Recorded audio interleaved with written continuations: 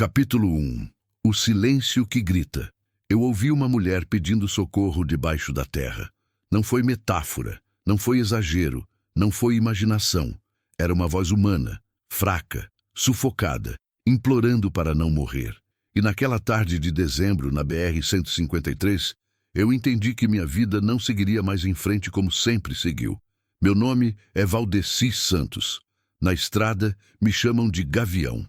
Sou caminhoneiro solteiro, 54 anos, mais de 3 décadas rodando esse Brasil sem ninguém me esperando em casa. Aprendi a viver melhor com o silêncio do que com pessoas. A estrada virou minha companhia, o caminhão virou meu mundo e eu achava que isso bastava. Tem dias que o silêncio pesa mais que a carga. Tem noites que a cabine vazia dói mais que qualquer acidente. Eu sei, porque vivi todas elas. Depois que minha Luzia se foi, há 8 anos, a estrada deixou de ser trabalho e virou refúgio. Parar em casa era enfrentar o vazio dela em cada canto. Então, eu parei de parar. Viajava direto, aceitava frete atrás de frete, dormia na boleia, comia em qualquer boteco de beira de pista. A solidão machuca menos quando você está em movimento. Naquele dia, 18 de dezembro, eu vinha de Goiânia carregado de soja.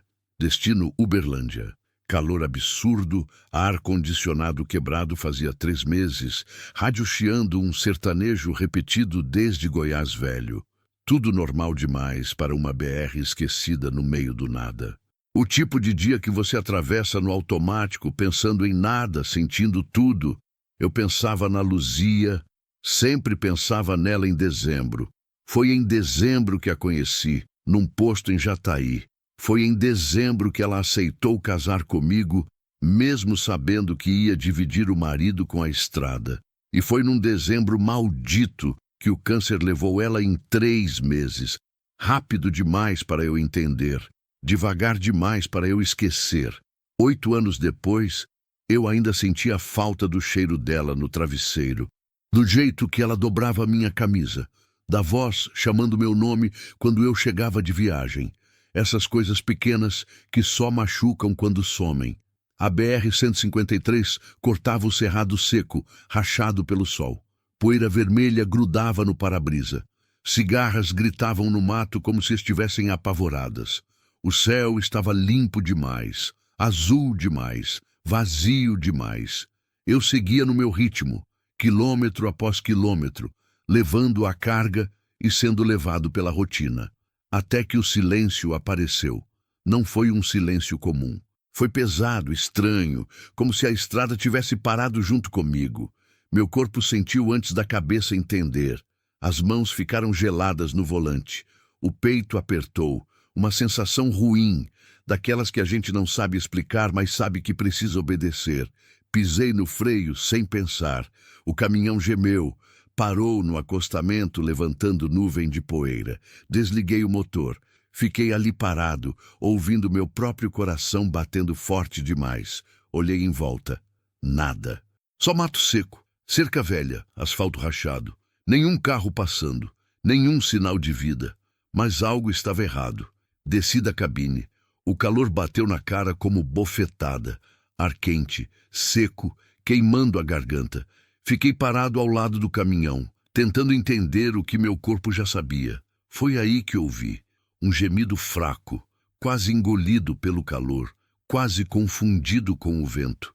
Mas estava ali, humano, desesperado. Virei a cabeça devagar, procurando a origem do som. Silêncio. Depois, de novo. Mais fraco ainda, vindo do mato. Atravessei a cerca de arame farpado, rasgando a manga da camisa nos espinhos, pisando em terra seca que estalava sob a bota. O sol queimava a nuca, suor escorria pelas costas, e o som continuava, fraco, sufocado, chamando. Segui por uns 20 metros, empurrando galhos secos, pisando em capim morto, até parar, porque percebi o impossível. A voz vinha debaixo da terra. Meu sangue gelou. Olhei para o chão e vi um monte de terra fresca no meio do cerrado rachado, terra escura, úmida, fora de lugar, como se alguém tivesse cavado ali há pouco tempo e coberto alguma coisa. Me ajoelhei devagar, sentindo o joelho afundar na terra quente. Encostei o ouvido no chão e ouvi com clareza: ajuda, pelo amor de Deus, me ajuda. Era uma mulher, enterrada viva. Senti meu estômago revirar. As mãos tremiam quando comecei a cavar. Não pensei em cobra, em polícia, em perigo, em nada. Só cavei. Terra embaixo das unhas, dedos arranhando pedras, suor caindo nos olhos. Cavei com desespero de quem sabe que cada segundo conta. A terra cedia devagar, pesada, compactada. Alguém tinha feito aquilo com cuidado, com intenção. "Aguenta aí!" gritei, cavando mais rápido. "Tô te tirando!" Ela gemeu baixinho, como quem não tem mais força nem para gritar. Cavei até as unhas quebrarem, até os dedos sangrarem, até surgir um pedaço de tecido azul claro debaixo da terra. Depois, um braço fino. Depois, um ombro. Depois, um rosto. Quando limpei a terra do rosto dela, vi os olhos, abertos, apavorados, vivos. Ela tossiu terra, cuspiu lama, respirou fundo como quem volta de debaixo d'água. Eu continuei cavando, tirando terra de cima do peito dela, dos ombros, da cintura. E foi aí que vi. Ela estava grávida, a barriga pequena, mas visível, protegida pelas mãos trêmulas cobertas de terra. Ela repetia baixinho, olhando para mim com olhos que pediam mais que socorro. Meu bebê, pelo amor de Deus, meu bebê." Puxei ela para fora da cova com cuidado, segurando pelos braços, erguendo devagar. Ela era leve demais, frágil demais, tremendo inteira. Quando ficou em pé, cambaleou e eu segurei. Ela se agarrou em mim como quem se agarra na última tábua do naufrágio. Ficamos ali parados, ela tossindo terra, eu tremendo de choque. O sol batendo em cima de nós dois, como se nada tivesse acontecido. Quem fez isso?" consegui perguntar. Ela olhou para mim, e o medo nos olhos dela era pior que qualquer resposta. "Foi ele", sussurrou a voz rouca. "Foi meu ex-marido. Senti o mundo girar. Ele mandou me enterrar viva." Olhei em volta. Estrada vazia. Nenhum carro, nenhuma testemunha. Só eu, ela e aquela cova aberta no meio do nada. "E ele não terminou", ela disse, agarrando meu braço. "Ele vai voltar." Ali eu entendi. Aquilo não era acidente, não era assalto, era execução. E quem quer que tivesse feito aquilo ia perceber que o serviço ficou pela metade. Carreguei aquela mulher até o caminhão. Ela mal conseguia andar. Subi ela na cabine, dei água, limpei a terra do rosto dela com um pano velho. Peguei o celular para ligar para a polícia. Foi quando ela segurou minha mão com força. "Não", disse, apavorada. "Não liga para ninguém. Ele tem gente em todo lugar. Se eu aparecer em hospital, em delegacia, em qualquer lugar oficial, ele descobre e termina o que começou. Mas você precisa de ajuda. Tá grávida, tá machucada, quase morreu. E vou morrer de verdade se você me entregar para a polícia", ela disse, olhando nos meus olhos. "Por favor, não me entrega." Fiquei parado ali, segurando aquele celular inútil, olhando para aquela mulher coberta de terra, grávida, fugindo de um homem que mandou enterrar ela viva. E naquele momento, eu podia fazer duas coisas: seguir viagem e fingir que não era comigo, ou parar e enfrentar o que quer que viesse pela frente. Olhei para ela, para a barriga pequena, para o medo verdadeiro nos olhos. Guardei o celular. "Como você se chama?" perguntei. "Camila." "Camila, eu sou Valdecis. Me chamam de Gavião. E você vai comigo." Liguei o caminhão. Não era mais entrega de carga. Era fuga. Era proteção. Era guerra. Um caminhoneiro solitário enfrentando um homem poderoso, rico, com gente armada. Mas naquele momento eu não estava mais sozinho. Eu tinha uma escolha. E escolhi não devolver ninguém para debaixo da terra. Fim do capítulo 1. Quer que eu continue com o capítulo 2? Continue, alongue o próximo, Tudo 22, capítulo 2. A estrada sem volta.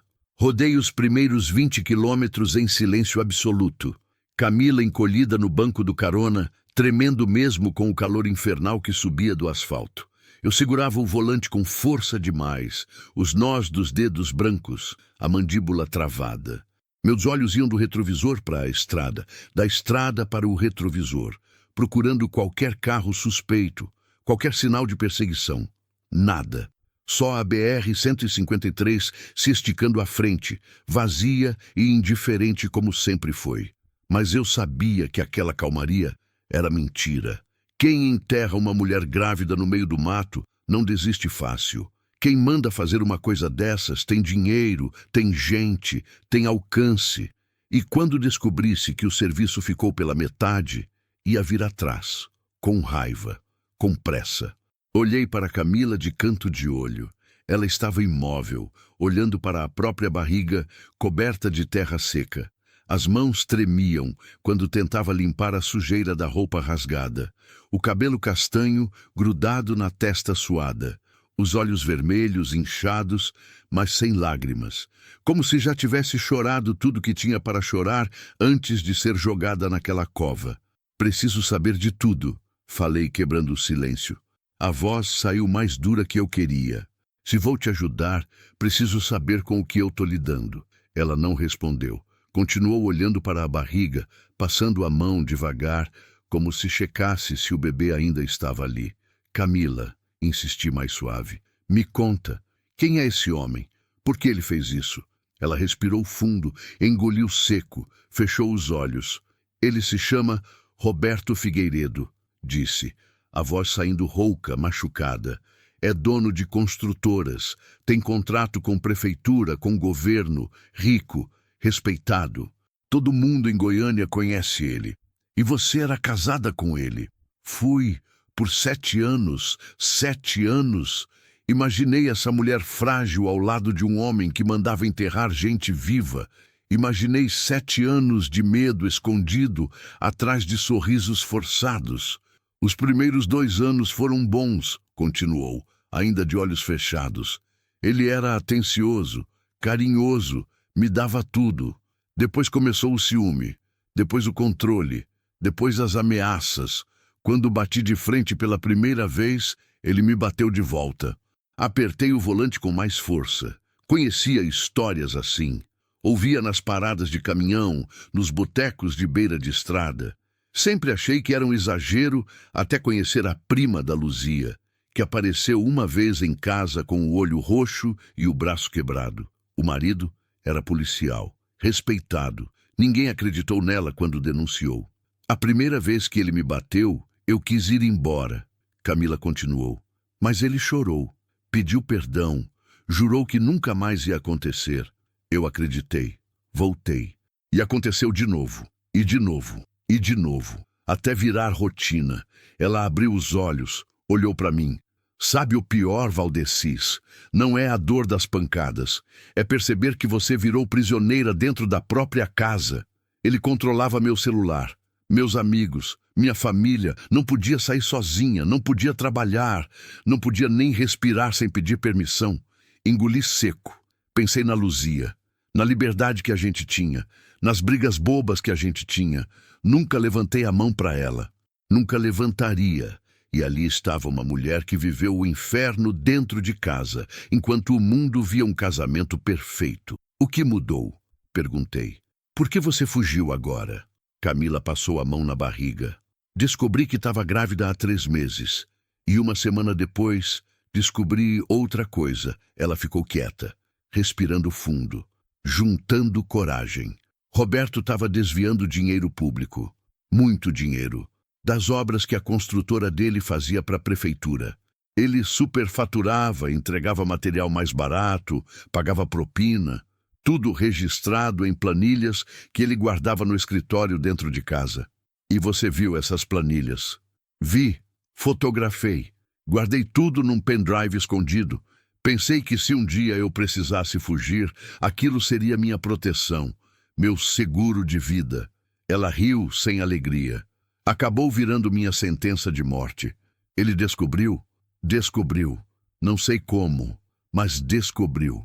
Faz 5 dias ele chegou em casa de madrugada, bêbado, furioso. Me arrastou pelos cabelos para o quarto, apontou uma arma para minha cabeça e perguntou onde estavam as provas. Disse que se eu não entregasse, ia me matar. E ia matar o bebê também. Senti o sangue ferver. As mãos tremiam no volante. Eu não entreguei, ela disse, a voz firme pela primeira vez.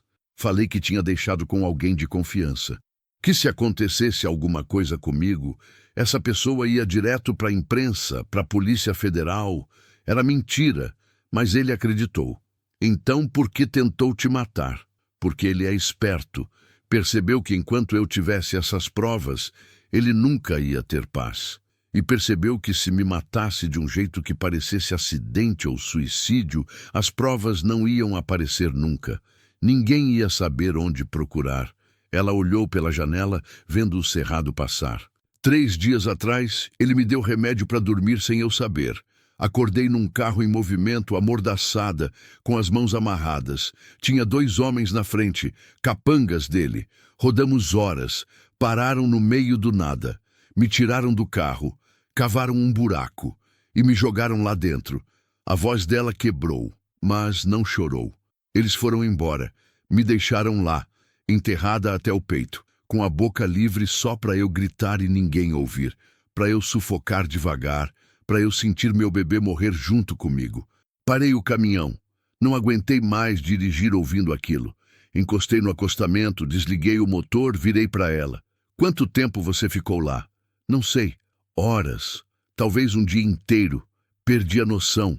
Gritei até perder a voz. Cavei com as mãos até não ter mais força. Rezei. Pedi para Deus não deixar meu filho morrer daquele jeito. Ela me olhou. E nos olhos dela tinha algo além do medo. Tinha raiva, tinha determinação. E então você apareceu. Ficamos em silêncio. O calor da tarde entrava pelas janelas abertas. Uma cigarra gritava no mato. A BR continuava vazia.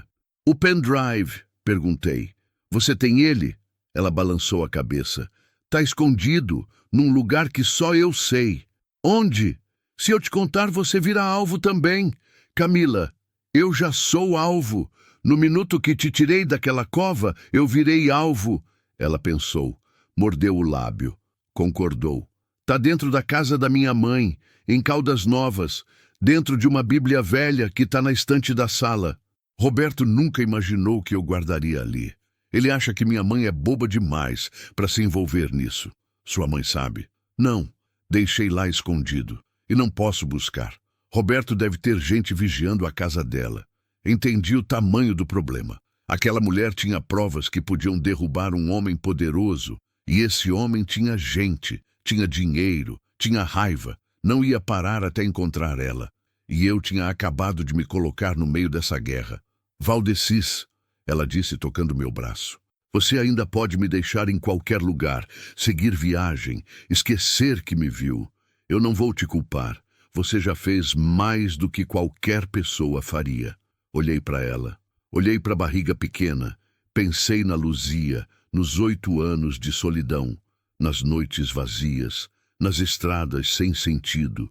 Pensei que eu podia seguir viagem e continuar vivo por fora, mas morto por dentro. Ou podia fazer a coisa certa, mesmo que me custasse tudo. Quantos meses de gravidez você tem? 4 meses e meio. Já fez exame? Tá tudo bem com o bebê? Fiz no começo, estava tudo normal, mas depois que ele descobriu sobre o pendrive, não pude fazer mais nada. Ele me trancou em casa. Peguei o celular. Ela me segurou. Não liga para o hospital, por favor. Não vou ligar, mas preciso ligar para alguém. Alguém que pode ajudar sem fazer perguntas. Disquei o número de memória. Tocou 3 vezes antes de atender. Gavião? A voz do outro lado era rouca, cansada. Pensei que você tinha morrido. Oi, Zé Augusto. Preciso de um favor. Zé Augusto era médico aposentado. Conheci ele há 10 anos quando a Luzia ficou doente. Ele cuidou dela até o fim. Nunca cobrou nada. Virou amigo, o único que ainda ligava de vez em quando para saber se eu estava vivo. Que tipo de favor? Do tipo que não pode envolver polícia, hospital ou perguntas. Silêncio do outro lado. Depois um suspiro. Que você aprontou, Gavião? Não aprontei, mas encontrei alguém que precisa de ajuda. Mulher grávida, machucada. Não posso te contar mais agora. Onde você tá? Na BR-153, perto de Porangatu. Fica aí, vou mandar a localização de um sítio. É de um amigo meu. Fica uns 50 quilômetros daí. Deserto, isolado. Posso chegar lá em 3 horas. Obrigado, Zé. Gavião, você tem certeza do que está fazendo? Olhei para Camila. Ela olhava para mim com os olhos cheios de esperança. Não, mas vou fazer mesmo assim. Desliguei. A localização chegou no celular. Liguei o caminhão. Aonde a gente vai? Camila perguntou. Para um lugar seguro. Pelo menos por hoje. Voltei para a estrada. O sol já começava a descer no horizonte, pintando o céu de laranja e vermelho. Rodei mais 40 minutos até encontrar a entrada do sítio. Uma porteira velha, uma placa desbotada, uma estrada de terra que sumia no mato. Entrei. A estrada era esburacada, cheia de pedras. O caminhão chacoalhava. Camila segurava na barriga, gemendo baixo a cada solavanco. Segui por quase 3 quilômetros até encontrar a casa. Um casebre de madeira, telhado de zinco, cercado de mato alto. Parei. Ajudei Camila a descer. Ela mal conseguia ficar em pé. Dentro da casa tinha o básico, uma mesa velha, 2 cadeiras, um fogão a lenha, uma cama de casal com colchão furado. Mas tinha teto, tinha porta, tinha esconderijo. Sentei Camila na cama. Busquei água num pote velho que tinha no canto. Dei para ela beber. Molhei um pano e limpei o resto de terra do rosto dela, do pescoço, dos braços. Descansa, falei. Daqui a pouco chega um médico. Ele é de confiança. Ela deitou na cama de lado, abraçando a própria barriga.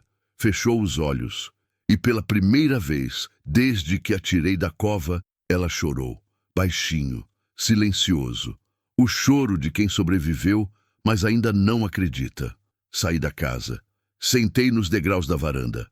Acendi um cigarro que tinha guardado no caminhão, mesmo tendo parado de fumar faz 5 anos. As mãos tremiam quando levei o cigarro à boca. Olhei para o céu.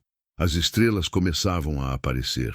E pela primeira vez em 8 anos, falei com a Luzia em voz alta. Não sei se eu estou fazendo certo, amor, mas não dava para deixar ela ali. Não dava. O vento balançou as árvores, como resposta, como aprovação. E ali, naquela varanda velha, no meio do nada, eu entendi que minha vida tinha mudado para sempre. Não era mais um caminhoneiro solitário cumprindo rota. Era um homem protegendo uma vida. 2 vidas. E não ia voltar atrás, mesmo que isso me custasse tudo. Fim do capítulo 2. Quer que eu continue com o capítulo 3? Continue alongue o próximo de 1.24, capítulo 3. Fantasmas e promessas. Zé Augusto chegou quando a noite já tinha engolido o sítio por completo. Ouviu o barulho do motor velho quebrando o silêncio antes de ver os faróis cortando a escuridão.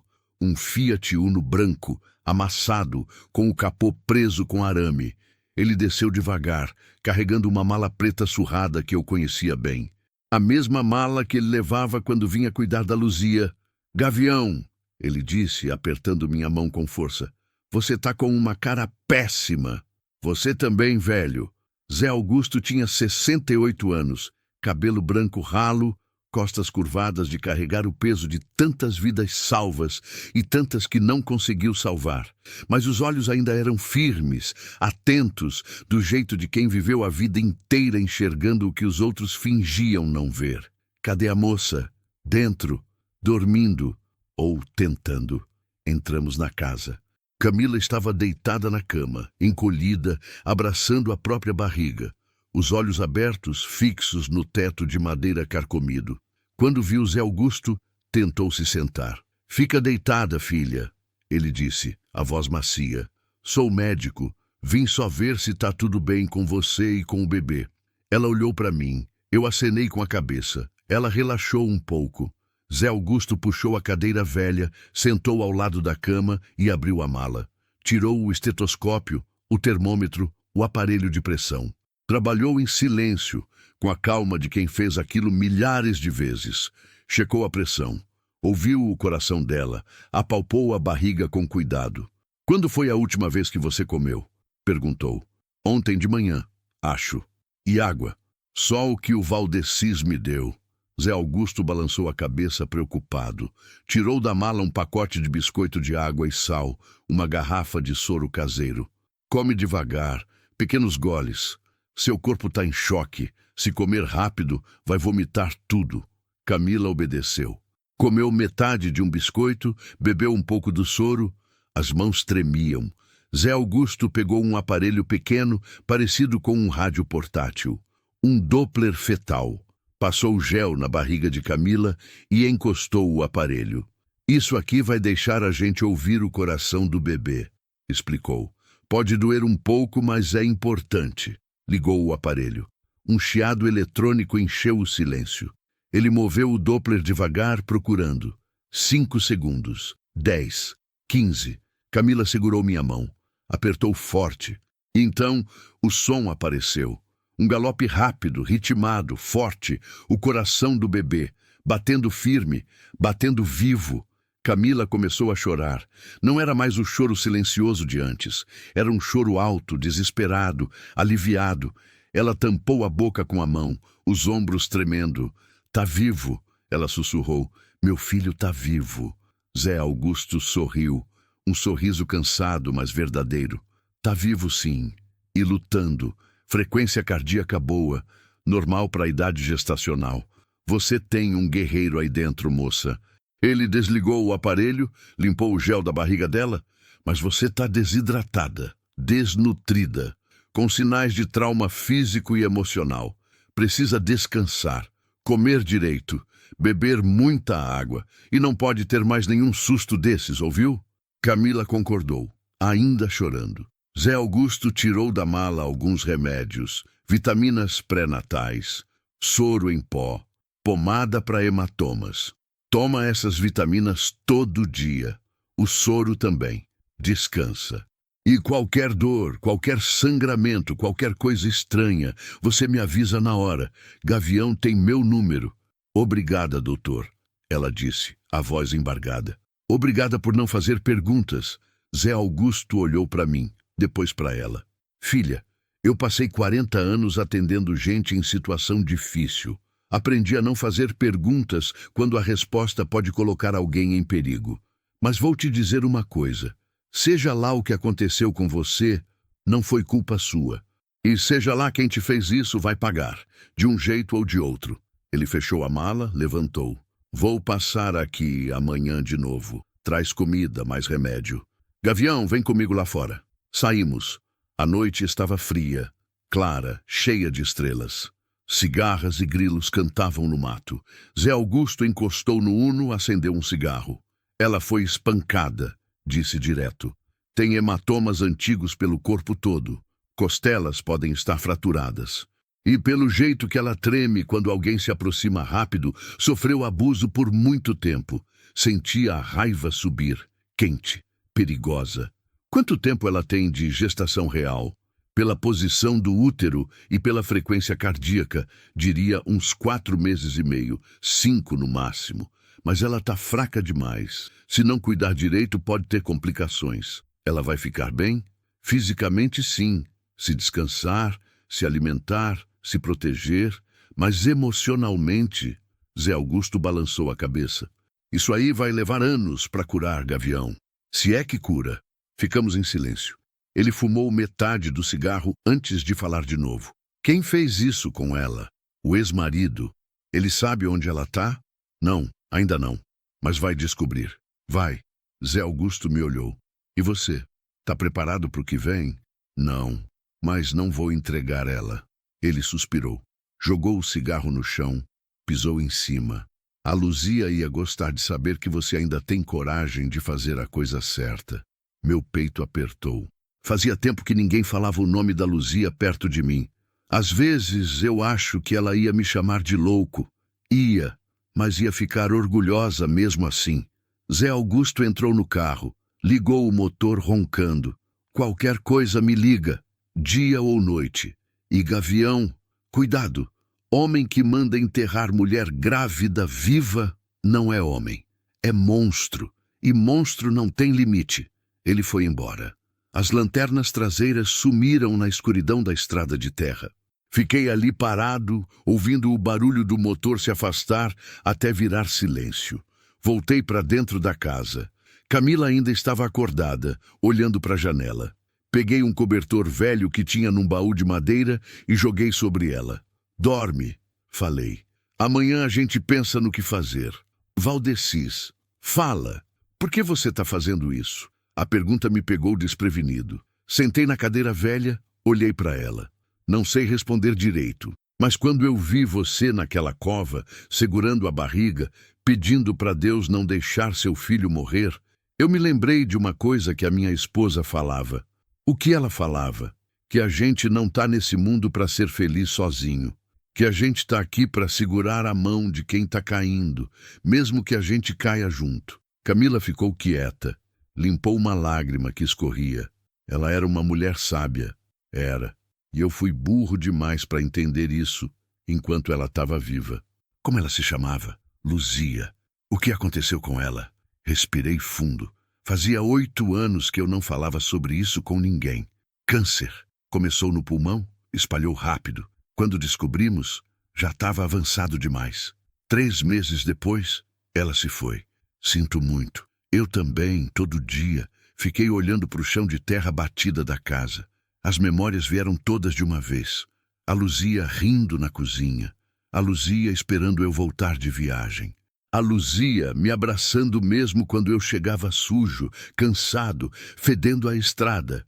A Luzia me perdoando por não estar em casa quando ela precisou. Sabe o que eu mais me arrependo? Falei, ainda olhando para o chão. De ter ficado na estrada. Nos últimos meses dela, eu podia ter parado. Podia ter ficado em casa cuidando dela, aproveitando cada segundo. Mas eu continuei viajando, porque não sabia lidar com a dor de ver ela definhar. Levantei o olho. Camila me olhava. Quando ela morreu, eu estava no meio da BR-364, voltando de Porto Velho. Recebi a ligação da prima dela. Luzia tinha pedido para não me contar que ela estava mal. Disse que não queria que eu visse ela daquele jeito. Quando cheguei, ela já tinha sido enterrada. Minha voz falhou. Respirei fundo. Nem para me despedir direito eu tive coragem. E agora, 8 anos depois, eu vivo fugindo daquele vazio. Fico na estrada porque lá eu não preciso olhar para a casa dela. Não preciso sentir a falta dela em cada canto. Mas a solidão viaja junto, entende? Ela está sempre ali, no banco do lado, me lembrando do que eu perdi. Camila estendeu a mão. Segurei. É por isso que você parou? Ela perguntou. Quando ouviu eu pedindo socorro? Acho que sim. Acho que alguma coisa dentro de mim entendeu que aquela era minha chance de não fugir, de não deixar alguém morrer sozinho, de fazer diferente. Você não me deixou morrer, ela disse, apertando minha mão. E não deixou meu filho morrer. Você não tem ideia do que isso significa. Só fiz o que qualquer pessoa faria. Não, Valdecis. Você fez o que poucas pessoas fazem. Você parou. E isso muda tudo. Ficamos ali de mãos dadas, no silêncio daquela casa velha. 2 desconhecidos unidos por uma tragédia. 2 sobreviventes tentando achar sentido no meio do caos. Promete uma coisa, Camila disse. O quê? Que não importa o que aconteça, você não vai me entregar. Não vai deixar ele me encontrar. Olhei nos olhos dela. Vi o medo, mas vi também a esperança. Prometo, nem se for perigoso demais, nem se sua vida correr risco. Camila, minha vida já corre risco. No minuto que te tirei daquela cova, eu virei alvo. Então não importa mais. A gente está junto nisso agora. Ela soltou minha mão, deitou de lado, abraçando a barriga. Obrigada, sussurrou, por me dar uma chance de ser mãe. Apaguei a lamparina que iluminava a casa. A escuridão tomou conta. Deitei no chão, perto da porta, usando a mochila como travesseiro. O chão era duro, frio, mas eu já tinha dormido em lugares piores. Fiquei olhando para o teto invisível, pensando em tudo, na Luzia, na Camila, no bebê, no homem que mandou enterrar ela viva, nas escolhas que me trouxeram até ali. E então, pela primeira vez em 8 anos, senti algo diferente. Não era felicidade, não era paz, era propósito. Fechei os olhos e dormi. Pela primeira vez em muito tempo, não sonhei com a estrada vazia. Sonhei com algo maior, com uma promessa que eu não podia quebrar. Fim do capítulo 3. Quer que eu continue com o capítulo 4? Continue, alongue o próximo 21-26, capítulo 4. O peso do passado. Acordei com o barulho de Camila vomitando do lado de fora da casa. O sol ainda não tinha nascido completamente, só uma claridade cinzenta manchava o horizonte. Me levantei rápido, o corpo dolorido de dormir no chão duro, e fui até ela. Estava ajoelhada perto da varanda, segurando o próprio estômago, o rosto pálido. Quando terminou, limpou a boca com as costas da mão e ficou ali, respirando fundo, tentando se equilibrar.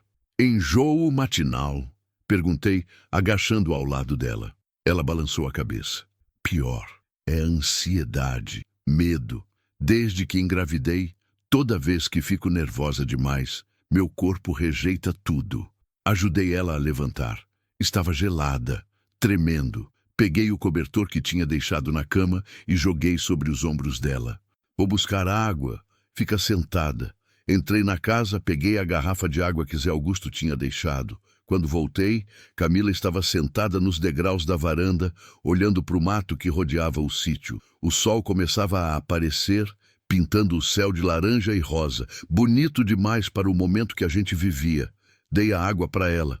Bebeu devagar, pequenos goles. Sonhei com ele, disse, ainda olhando para o mato. Com o Roberto. Sonhei que ele me encontrava, que terminava o que começou. Foi só um sonho. Não, Valdecis. Foi uma lembrança, porque ele já tentou antes. Olhei para ela. Continuou. Há 2 anos, eu tentei fugir pela primeira vez. Juntei dinheiro escondido, comprei passagem de ônibus para Brasília.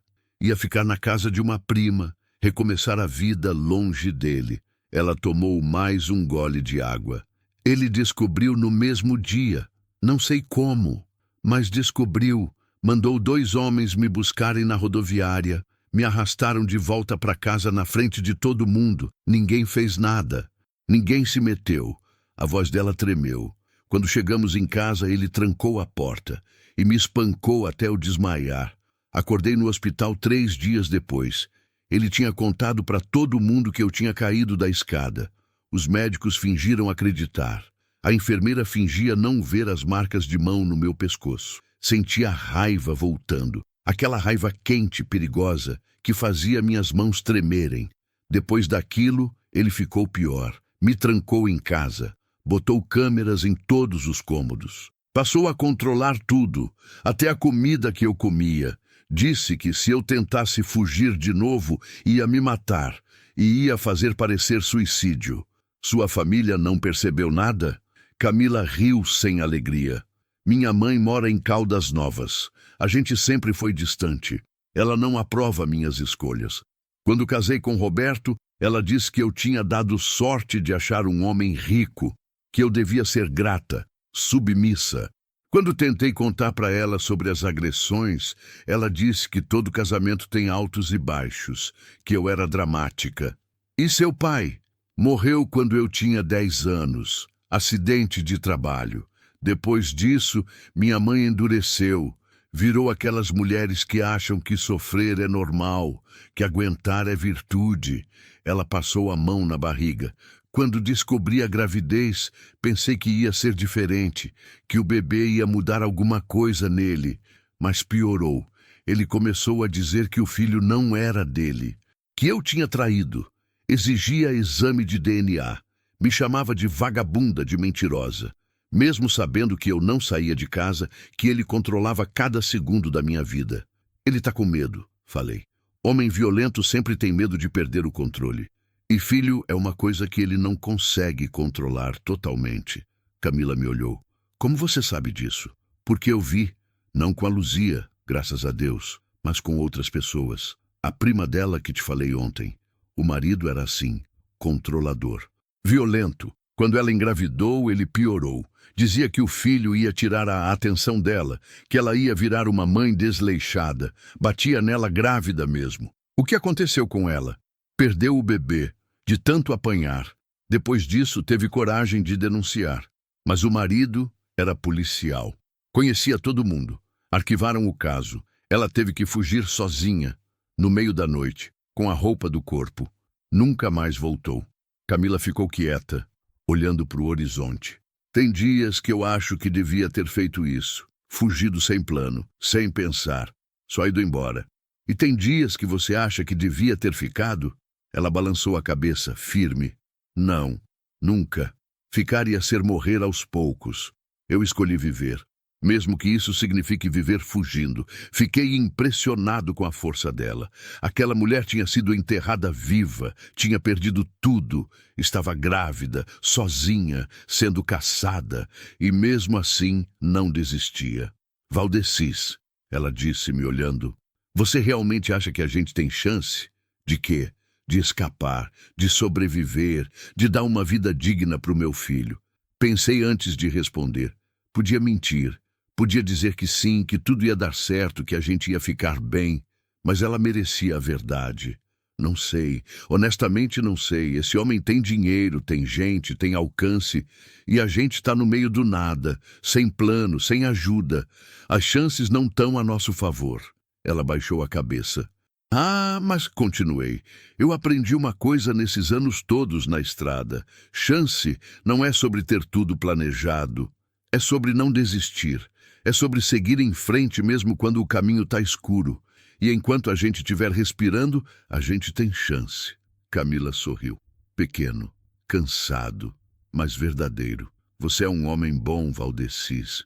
Sou só um caminhoneiro velho tentando fazer a coisa certa. Isso não te torna menos bom.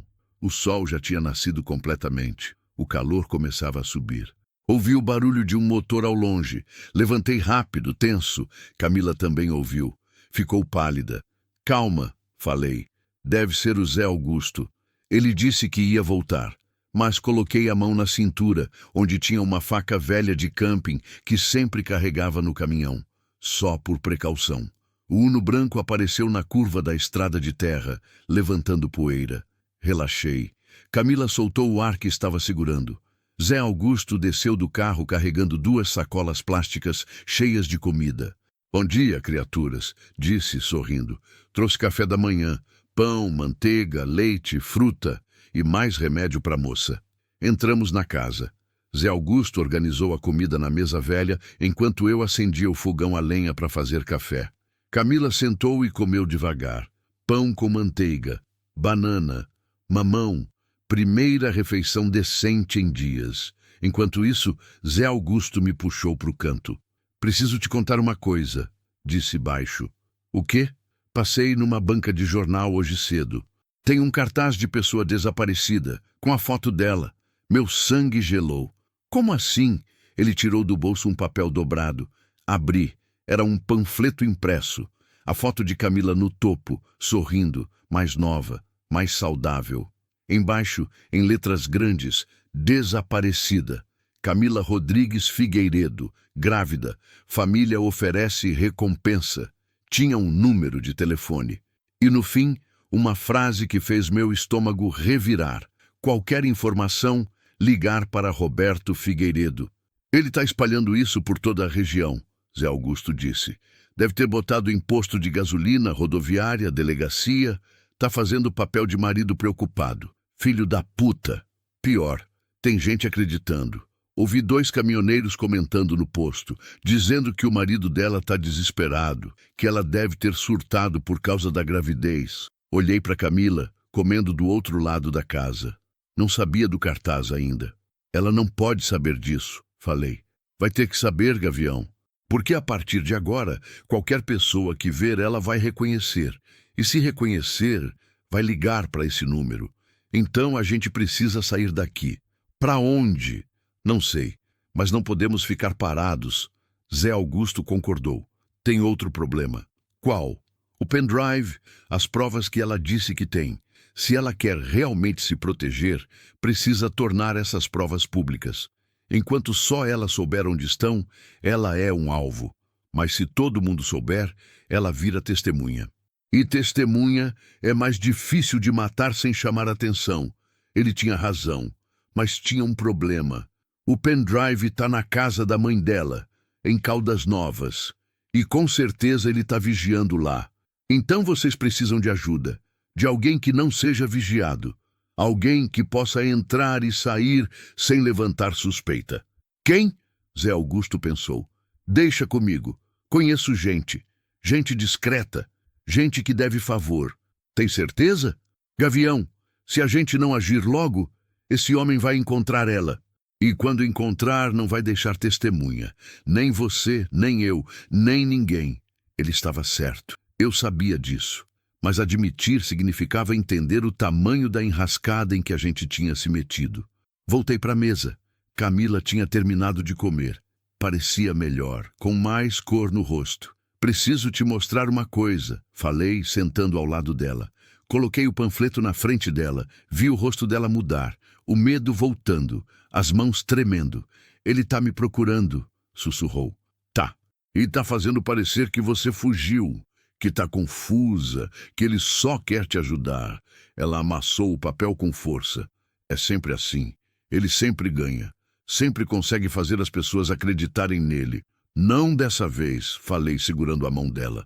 Dessa vez a gente vai virar o jogo. Como? Pegando o pendrive, tornando as provas públicas, mostrando quem ele realmente é. Camila olhou para mim, depois para o Zé Augusto. Mas como? Minha mãe nunca vai me ajudar. E se Roberto está vigiando a casa dela? A gente dá um jeito, Zé Augusto disse. Mas você precisa confiar na gente. Camila ficou em silêncio, pensando, decidindo. Finalmente concordou. Tá bem, mas se algo der errado, se ele descobrir, não vai descobrir, falei mais confiante do que me sentia. Zé Augusto levantou. Vou fazer umas ligações, ver quem pode ajudar. Vocês ficam aqui. Não saiam, não liguem para ninguém, não usem celular. Entendem? Concordamos. Ele foi embora.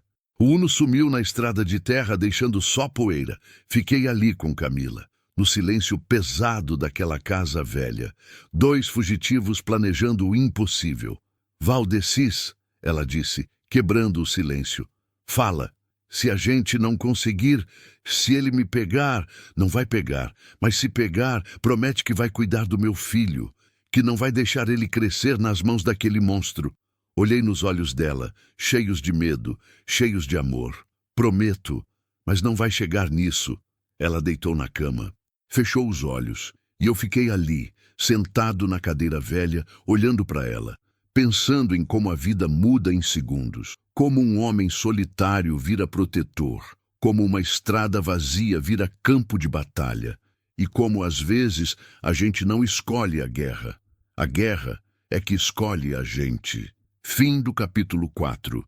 Quer que eu continue com o capítulo 5? Continue, alongue o próximo pundium. Capítulo 5. Sombras do passado. Zé Augusto voltou no final da tarde, quando o sol já tingia o céu de vermelho sangue. Dessa vez, não veio sozinho. Uma mulher desceu do Uno junto com ele. Devia ter uns 50 anos, cabelo curto grisalho, óculos de armação grossa, roupa simples. Carregava uma bolsa de pano surrada no ombro. Camila se encolheu quando viu a estranha. Levantei da cadeira onde passara as últimas horas montando guarda, a mão instintivamente indo para a faca na cintura. Calma, Zé Augusto disse, levantando as mãos. Ela é amiga, é a pessoa que pode nos ajudar. A mulher entrou na casa devagar, olhando tudo com atenção. Tinha jeito de quem estava acostumada a avaliar situações difíceis. Quando seus olhos pousaram em Camila, suavizaram. Meu nome é Dalva, disse, a voz firme, mas gentil. Sou assistente social. Trabalhei 30 anos com mulheres em situação de violência doméstica. O Zé Augusto me contou sua história, filha, e eu vim ajudar. Camila olhou para mim. Acenei com a cabeça. Ela relaxou um pouco, mas não completamente. Confiança não vinha fácil depois de tudo que tinha passado. Dalva sentou na cadeira velha que eu tinha deixado vaga. Posso fazer algumas perguntas? Camila concordou. O pendrive que você escondeu na casa da sua mãe, você tem certeza absoluta que ainda está lá? Tenho. Escondi dentro de uma Bíblia antiga na estante da sala. Minha mãe nunca mexe nela. É da minha avó, que já morreu. Ela só limpa a poeira por cima. E quando foi a última vez que você esteve lá? Faz 3 meses. Quando descobri sobre o dinheiro desviado. Fui visitar minha mãe, levei a Bíblia para o quarto dizendo que ia ler, guardei o pendrive dentro e devolvi para a estante. Minha mãe nem percebeu. Dalva tirou um caderninho da bolsa e anotou alguma coisa. Seu ex-marido conhece sua mãe? Conhece. Já foi lá algumas vezes, nos primeiros anos de casamento, quando ele ainda fingia ser decente. Mas ele sabe que vocês são distantes? Sabe. Eu contava para ele. Achava que podia confiar, que ele ia me apoiar. A voz de Camila ficou amarga. Ele usou isso contra mim, sempre dizia que minha mãe não me amava de verdade, que eu só tinha ele, que sem ele eu não era nada. Dalva parou de escrever. Olhou para Camila com uma expressão que eu conhecia, piedade misturada com raiva. Homens, como seu ex-marido, seguem um roteiro, disse. Primeiro isolam a vítima. Depois, destroem a autoestima. Depois, fazem você acreditar que merece o sofrimento. E, no fim, fazem todos acreditarem que eles são os mocinhos da história. Ele é bom nisso, Camila sussurrou. Muito bom. Dalva guardou o caderninho. Mas ele cometeu um erro grande. Qual? Ele subestimou você. Achou que você ia morrer calada naquela cova, que não teria coragem de lutar. E olha só onde você está, viva, lutando, protegendo seu filho. Camila começou a chorar. Não era choro de desespero, era de alívio, de ser vista, de ser acreditada. Dalva se levantou, foi até ela e segurou sua mão. Eu vou buscar esse pendrive para você, disse, e vou fazer isso de um jeito que ninguém vai desconfiar. Como? Dalva sorriu. Um sorriso pequeno, mas determinado. Sua mãe ainda mora na mesma casa em Caldas Novas? Mora, na Rua das Flores, número 247. Ela recebe visitas? Pouco. Só da vizinha de vez em quando. E da senhora que faz faxina toda semana. Que dia vem a faxineira? Sexta-feira, sempre de manhã. Dalva olhou para Zé Augusto. Que dia é hoje? Quinta. Perfeito. Ela voltou a olhar para Camila. Amanhã de manhã cedo eu vou até Caldas Novas. Vou me passar por uma antiga amiga da sua avó. Vou bater na porta da sua mãe, dizer que soube que ela tinha falecido e que queria ver a Bíblia dela pela última vez, para matar a saudade. Minha mãe não vai acreditar. Vai sim, porque eu vou levar fotos antigas. Vou saber detalhes da vida da sua avó. Vou fazer ela acreditar. Mas como você vai saber esses detalhes? Você vai me contar agora, tudo o que lembrar. Nome completo da sua avó, onde nasceu, como era, o que gostava. Quanto mais detalhes, melhor. Camila respirou fundo. Começou a contar. Durante a próxima hora, ela falou sobre a avó, Dona Alzira, nascida em Pirenópolis em 1930, costureira, religiosa, viúva aos 40, criou 3 filhos sozinha, adorava cantar hinos na igreja. Morreu faz 5 anos de derrame. Dalva anotava tudo, fazia perguntas, pedia mais detalhes. Quando terminou, tinha 3 páginas cheias. Isso é suficiente, disse. Amanhã eu vou lá. Pego a Bíblia, finjo que estou emocionada, leio alguns versículos, pego o pendrive sem sua mãe perceber e devolvo a Bíblia. Simples. E se tiver alguém vigiando a casa? Vou de ônibus, vou vestida como uma senhora comum, vou parecer inofensiva. E mesmo que estejam vigiando, não vão desconfiar de uma velha querendo ver a Bíblia da amiga morta. Fazia sentido, mas ainda era arriscado. E se der errado? Perguntei. Se te pegarem? Dalva me olhou. Então eu finjo demência senil e digo que me confundi de casa. Zé Augusto riu. Ela é boa nisso, Gavião. Já vi ela enganar policial, assistente social, juiz. Quando ela quer, ninguém desconfia. Dalva deu de ombros. 30 anos trabalhando com mulheres fugindo de maridos violentos ensina a gente a ser criativa. Camila olhou para ela com admiração. Por que você faz isso? Por que se arrisca por desconhecidas? Dalva ficou séria. Tirou os óculos, limpou nas costas da blusa, colocou de volta. Porque eu já fui você, disse, simples. Há muitos anos. Eu também fui casada com um homem violento. Também apanhei. Também fui humilhada. Também achei que não tinha saída. Ela puxou a gola da blusa para o lado. Tinha uma cicatriz feia no pescoço. Ele tentou me enforcar. Quase conseguiu. Acordei no hospital. Fugi de lá de camisola mesmo, sem documento, sem dinheiro. Uma assistente social me ajudou. Me escondeu. Me deu força para recomeçar. Dalva cobriu a cicatriz de novo. Prometi para mim mesma que se eu sobrevivesse, ia fazer o mesmo por outras mulheres. E é o que eu faço. Há 30 anos. O silêncio tomou conta da casa. Um silêncio pesado, cheio de histórias não contadas, cheio de dor compartilhada. Obrigada, Camila disse, a voz embargada. Não me agradeça ainda, Dalva respondeu. Me agradeça quando você estiver livre de verdade, quando seu filho nascer seguro, quando você puder dormir sem medo. Ela se levantou. Preciso ir. Amanhã saio cedo.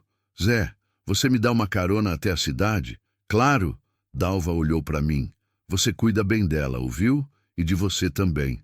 Homens bons são raros. Não deixa esse desgraçado te matar. Vou tentar. Ela saiu com Zé Augusto. O barulho do Uno sumindo na estrada ficou ecoando no silêncio da tarde. Fiquei sozinho com Camila de novo. Ela estava deitada na cama, olhando para o teto. Tem tanta gente boa no mundo, disse mais para si mesma do que para mim. E eu passei 7 anos achando que só existia maldade. Sentei na cadeira perto da cama. Seu ex-marido te fez acreditar nisso. Faz parte do controle, te isolar. Te fazer pensar que o mundo lá fora é pior que o inferno que você vive dentro de casa. Como você sabe tanto sobre isso? Porque eu vi acontecer. E porque a Luzia trabalhava num abrigo para mulheres antes de ficar doente. Ela via esses casos todo dia. Chegava em casa chorando. Contava histórias de mulheres que apanhavam, que eram estupradas pelos próprios maridos, que eram trancadas, controladas, destruídas. Respirei fundo. Um dia ela me disse uma coisa que nunca esqueci. Disse que violência doméstica não é sobre força física. É sobre destruir a alma da pessoa. Fazer ela esquecer quem é. Fazer ela acreditar que merece sofrer. Camila se virou para mim. A Luzia salvou muitas mulheres? Salvou. Dezenas. Talvez centenas. Ela tinha esse dom de fazer as pessoas se sentirem seguras, de fazer elas acreditarem que podiam recomeçar. Você devia ter ficado com ela, nos últimos meses, aproveitado cada segundo. A culpa voltou, pesada, sufocante. Eu sei, mas não tive coragem, porque ver ela definhar era mais doloroso que qualquer coisa. Então eu fugia, pegava viagem atrás de viagem, e quando voltava, ela estava pior. Mais magra, mais fraca, mais longe de mim. Ela te perdoou? Perdoou. Antes de morrer, mandou recado pela prima. Disse que me amava, que entendia, que queria que eu fosse feliz. Limpei uma lágrima que teimava em cair.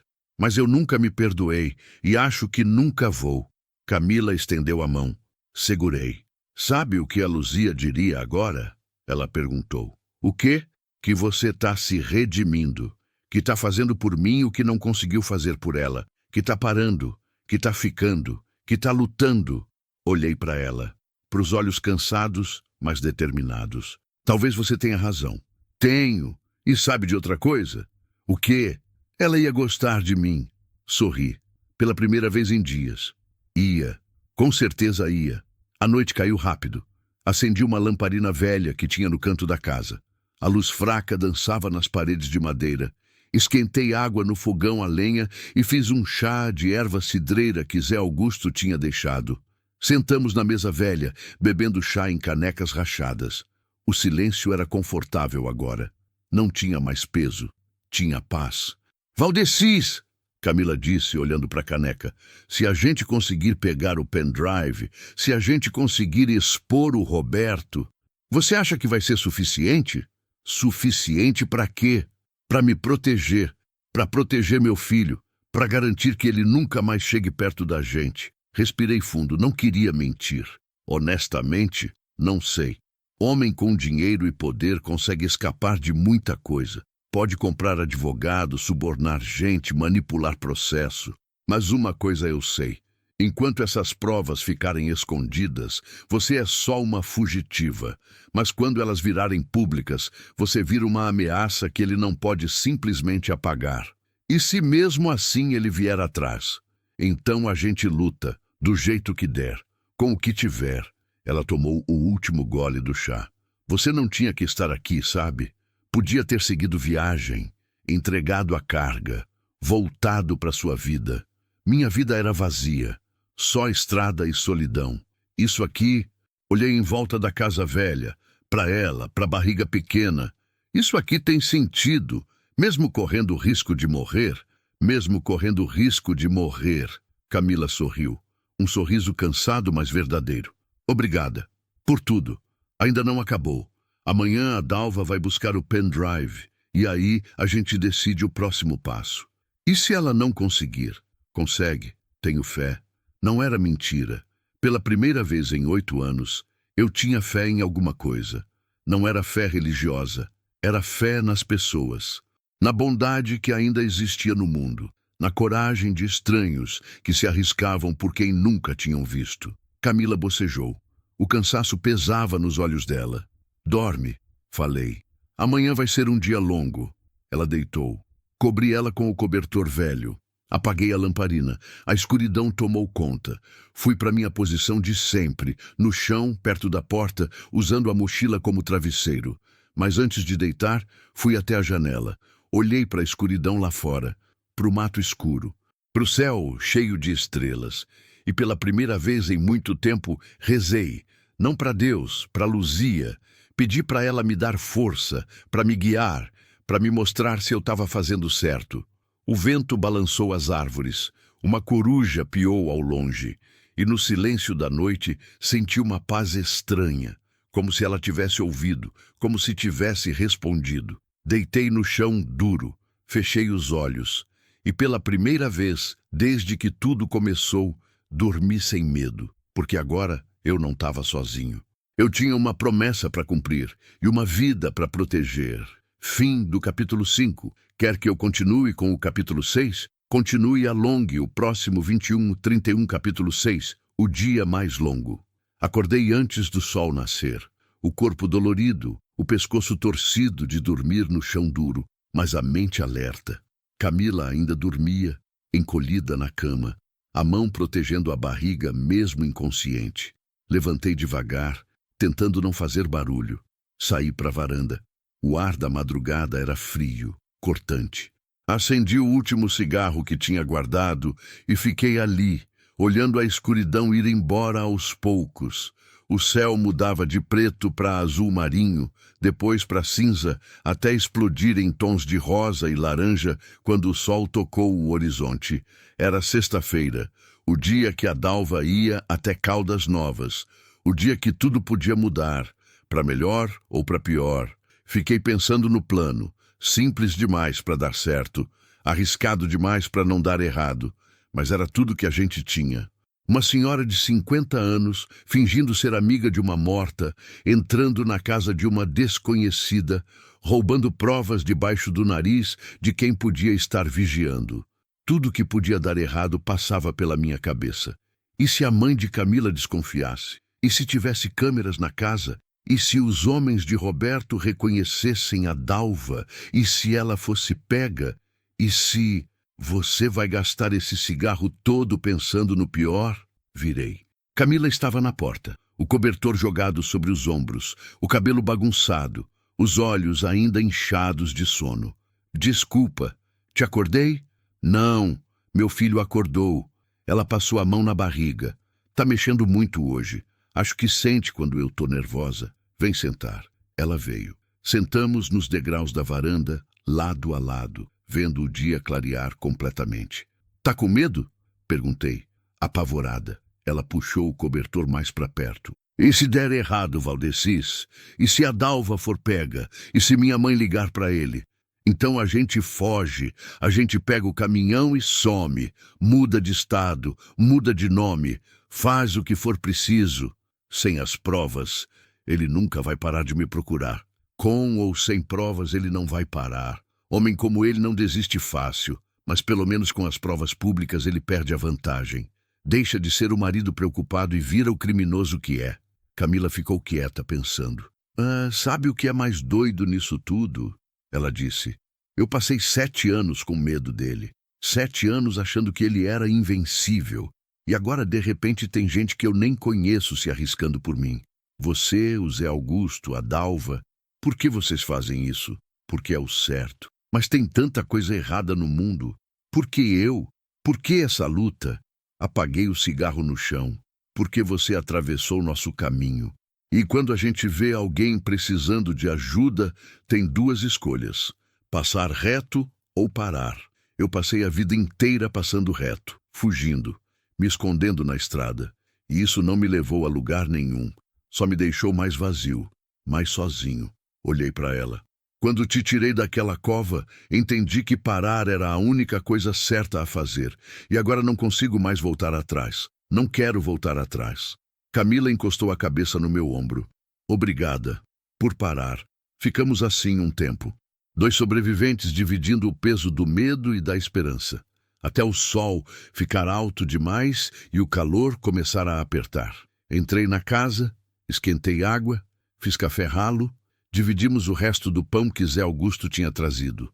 Camila comeu devagar, forçando cada garfada. Enjoo de gravidez, misturado com ansiedade. As horas se arrastavam. 9 da manhã, 10, 11, nada de notícia.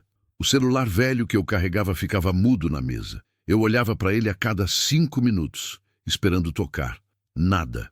12:00. Camila não conseguia mais ficar parada. Andava de um lado para o outro da casa, as mãos apertando uma na outra, respiração curta. Já devia ter ligado, ela disse pela 10ª vez. Pode estar demorando mais que o esperado. Caldas Novas não é aqui do lado. Ou pode ter dado errado. Não pensa nisso. Como não pensar? Ela pode estar presa agora. Ou pior, ele pode ter descoberto. Pode ter feito alguma coisa com ela. Dalva é esperta. Zé Augusto confia nela. A gente precisa confiar também.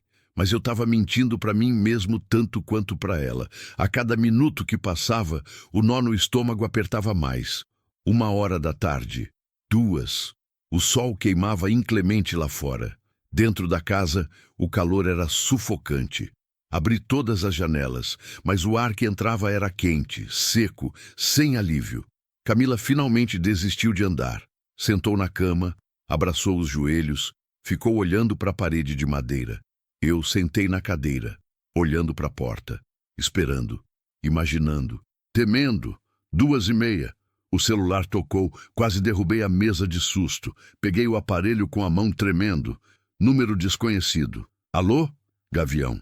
Era Zé Augusto. A voz tensa. Preciso que você fique calmo. Meu sangue gelou. O que aconteceu? A Dalva conseguiu. Ela pegou o pendrive. Alívio. Por 1 segundo. Até ele continuar. Mas teve complicação. Que tipo de complicação? Quando ela estava saindo da casa, tinha um carro parado na esquina.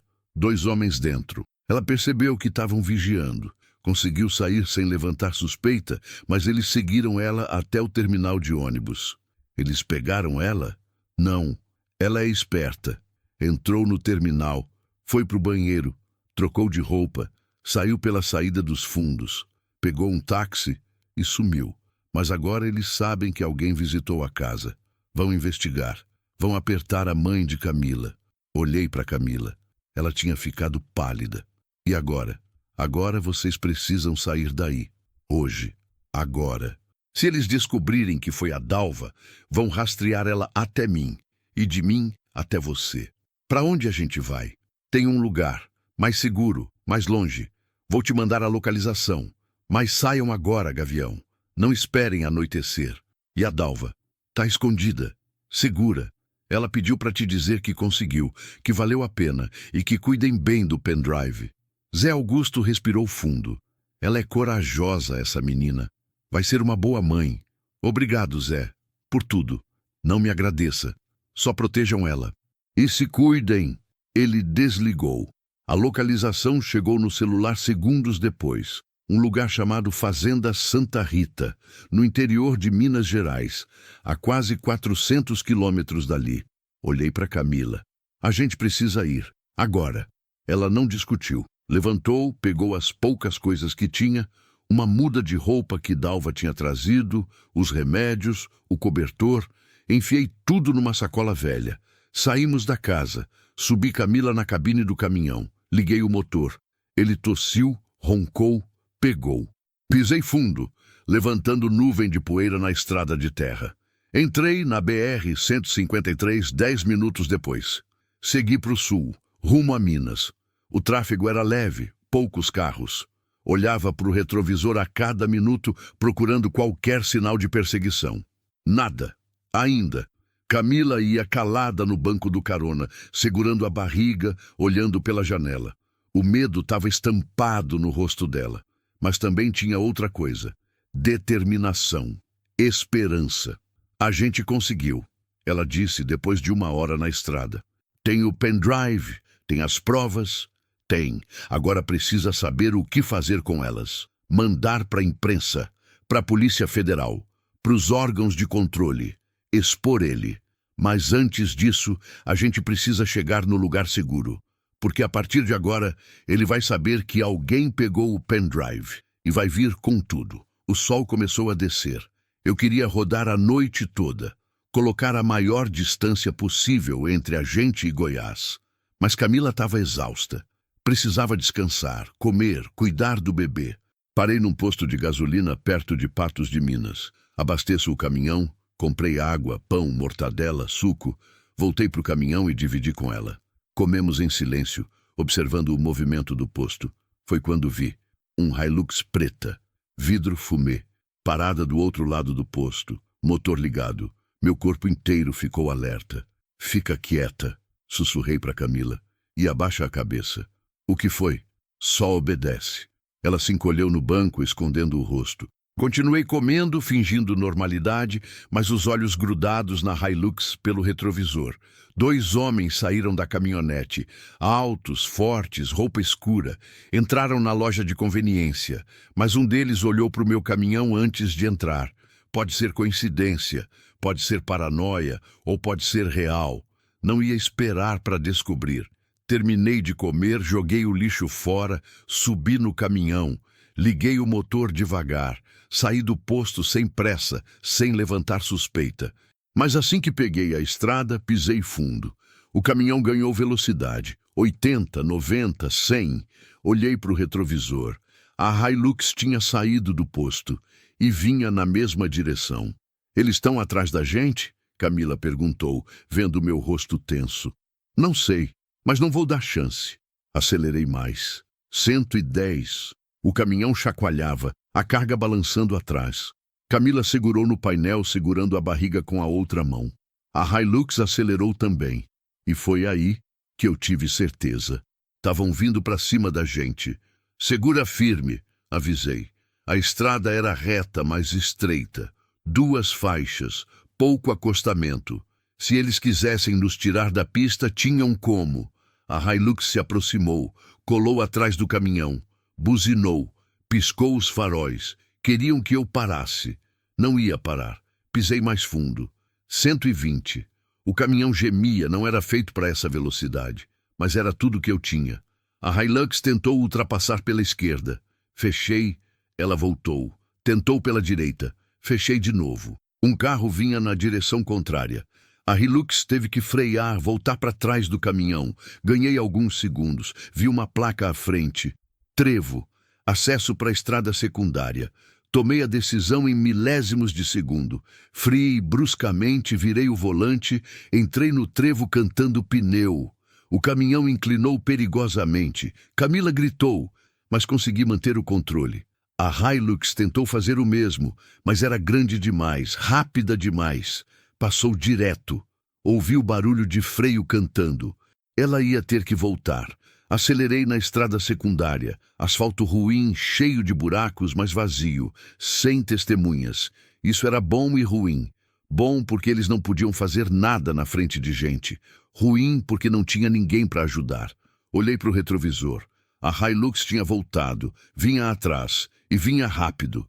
Valdecis, Camila gritou, apontando para frente. Olhei, curva fechada, à esquerda, vindo rápido demais. Freiei, virei. As rodas traseiras derraparam. A traseira do caminhão deslizou para o acostamento. Bati no freio com tudo. Consegui parar a poucos metros do barranco. Não tinha tempo de comemorar. A Hilux apareceu atrás. Parou. Os dois homens desceram, e um deles tinha uma arma na mão. Desce do caminhão! O homem gritou. Agora! Olhei para Camila. Ela tremia inteira. O que a gente faz? Ela sussurrou. Olhei em volta. Nada. Só mato. Só estrada vazia. Ninguém ia passar ali tão cedo. Olhei de novo para os homens. Vindo devagar, a arma apontada. E então tive uma ideia. Louca. Perigosa. Mas era tudo que tinha. Segura firme, avisei Camila. E fecha os olhos. O que você vai fazer? Algo idiota. Liguei o caminhão. Engrenei a ré e acelerei. O caminhão voltou em marcha a ré, ganhando velocidade. Os homens perceberam tarde demais. Um pulou para o lado, o outro atirou. Ouvi o vidro estourar, mas não parei. A traseira do caminhão bateu na frente da Hilux com força. Barulho de metal amassando. Vidro quebrando, motor morrendo. Engrenei primeira, acelerei para frente, deixei a Hilux para trás, amassada, fumegando. Mas não parei. Não olhei para trás, só dirigi. Dirigi até a estrada secundária virar estrada de terra, até a estrada de terra virar trilha, até a trilha sumir no mato. E só então parei. Desliguei o motor. Silêncio. Só nossos corações batendo descompassados. A gente tá vivo, Camila disse incrédula. Tamo, por enquanto. Olhei para o retrovisor traseiro. Nada, só mato. Só escuridão chegando. Tinha conseguido, por pouco, por sorte, por instinto, mas tinha conseguido. E agora eles sabiam. Sabiam que a gente tinha o pendrive. Sabiam que estavam perdendo o controle. E iam vir com tudo. A guerra tinha acabado de começar. Fim do capítulo 6. Quer que eu continue com o capítulo 7? Continue, alongue o próximo Yunquareikaiwa, capítulo 7. A noite mais escura. Fiquei parado ali, mãos ainda agarradas no volante, respiração descontrolada, tentando processar o que tinha acabado de acontecer. Tinha atirado num caminhão carregado de soja contra uma caminhonete. Tinha fugido de homens armados. Tinha colocado a vida de Camila e do bebê em risco e tinha conseguido escapar, por sorte, por milagre, por desespero. Valdecis, Camila disse, a voz trêmula, você está sangrando. Olhei para o braço. Tinha um corte fundo perto do cotovelo. Vidro do tiro. Nem tinha sentido na hora. A adrenalina bloqueando tudo. Agora doía. Queimava. É só um arranhão. Menti. Não é arranhão. É profundo. Precisa estancar. Ela rasgou um pedaço da própria blusa, fez um torniquete improvisado no meu braço. As mãos dela tremiam, mas eram firmes, decididas. Aprendi a fazer isso, disse enquanto apertava o pano. Quando ele me batia, eu mesma cuidava dos ferimentos. Não podia ir no médico, não podia deixar ninguém ver. A raiva voltou, quente, violenta, mas engoli. Não era hora para raiva. Era hora de pensar. Peguei o celular. Tinha sinal fraco, mas tinha. Liguei para Zé Augusto. Tocou 6 vezes antes de atender. Gavião, vocês estão bem? Mais ou menos. Fomos seguidos. 2 homens numa Hilux preta. Tentaram nos parar. Atiraram. A gente escapou, mas eles sabem. Sabem que a gente tem o pendrive. Silêncio do outro lado. Depois um palavrão baixo. Onde vocês estão? Não sei direito. Peguei uma estrada de terra saindo de Patos de Minas. Tô no meio do mato. Perdido de propósito. Fica aí. Não sai daí. Vou rastrear seu celular, mandar a localização de um lugar seguro perto de você. Quanto tempo? Me dá meia hora. Tá bem? Gavião, vocês foram vistos. Esses homens vão reportar. E quando reportarem, ele vai saber exatamente onde vocês estavam. Vai mandar mais gente, mais armas. Não vai parar até pegar vocês? Eu sei. Então vocês precisam sumir, de verdade. Não dá mais para ficar pulando de esconderijo em esconderijo. Precisam sair do mapa. Como? Deixa comigo. Vou fazer umas ligações. Conhecer gente que pode ajudar. Gente que sabe fazer pessoas desaparecerem.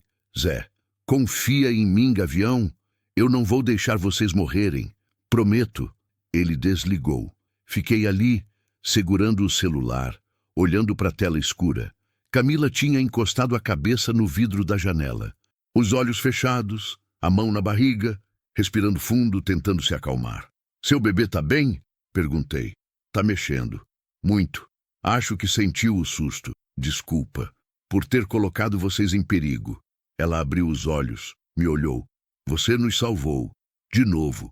Não pede desculpa por isso. Mas eu tomei a decisão errada.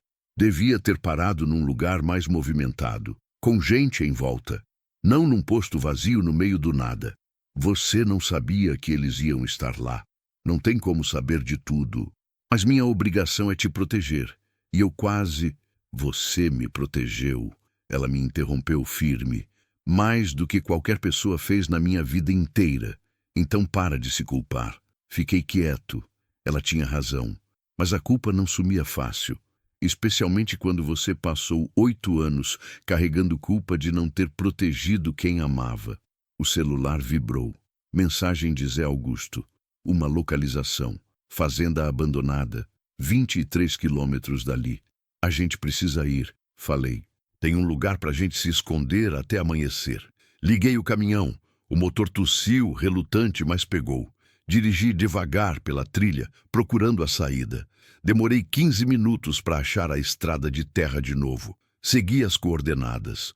O GPS do celular travando a cada minuto, o sinal fraco demais. Mas continuei. Não tinha escolha.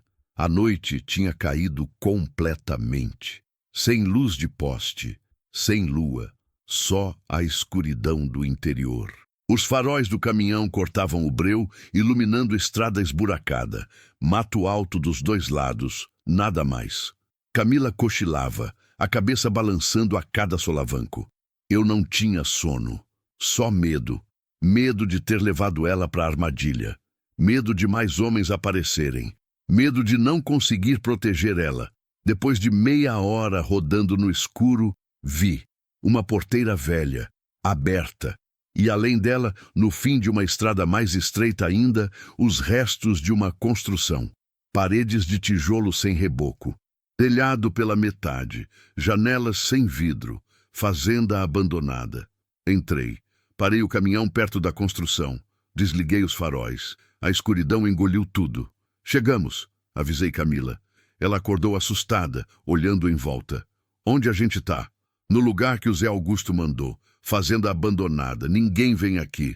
Descemos. O ar da noite era frio, úmido.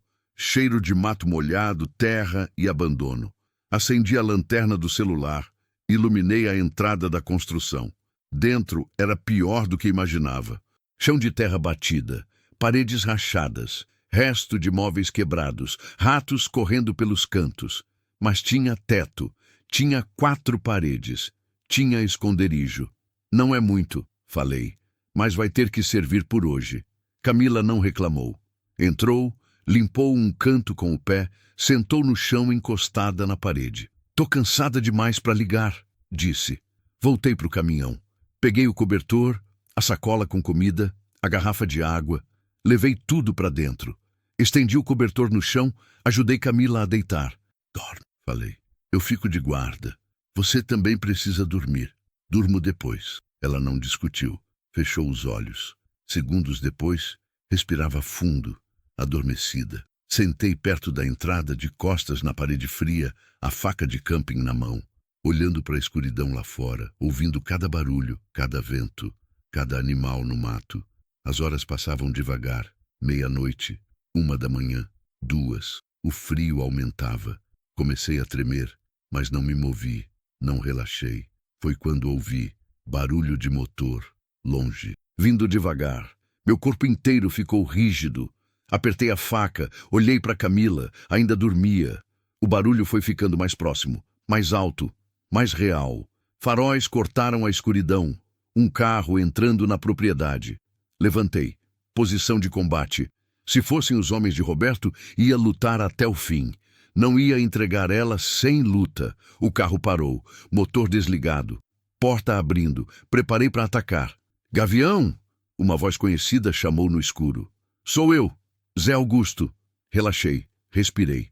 Guardei a faca. Aqui, respondi. Ele apareceu na entrada, carregando uma mochila grande e uma mala velha.